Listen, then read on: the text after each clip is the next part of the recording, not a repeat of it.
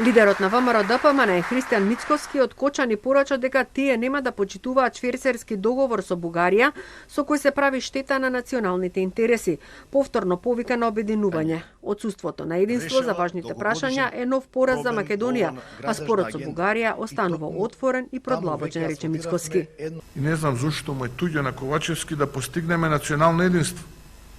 Ако барем се договорени шверцерски со Бугарија, тогаш тоа треба јасно да го кажат уште сега.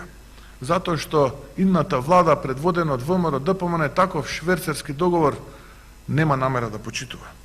Од друга страна пак во владата оптимизам дека спорот може брзо да се реши, а се очекува интензивирање на разговорите за Софија. Сите очекуваме дека ова нова динамика ќе резултира со нас позитивно решение, а тоа е старт на преговорите која ќе биде поддржана од сите земји членки на Европската унија.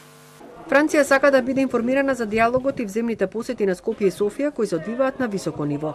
Францускиот амбасадор Сирил Бом-Картнер очекува позитивен диалог и вистински напредок на сите отворени прашања, од што би зависело отворањето на предпристапните преговори.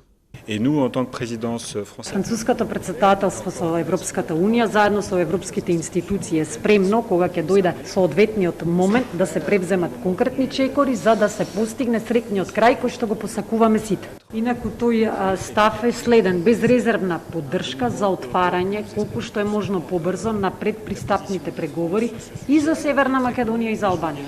Доколку нели во текот на целиот тој билатерален процес кој што е во тек се постигне вистински напредок, чијато завршница би значила отварање на предпристапните преговори, Франција не само што е спремна и расположена да го направи тоа за време на своето претседателство, туку ќе биде и вистинска чест. Бом-Картнер порача дека координацијата со европските институции е добра и тие се информирани за секоја средба на двете држави.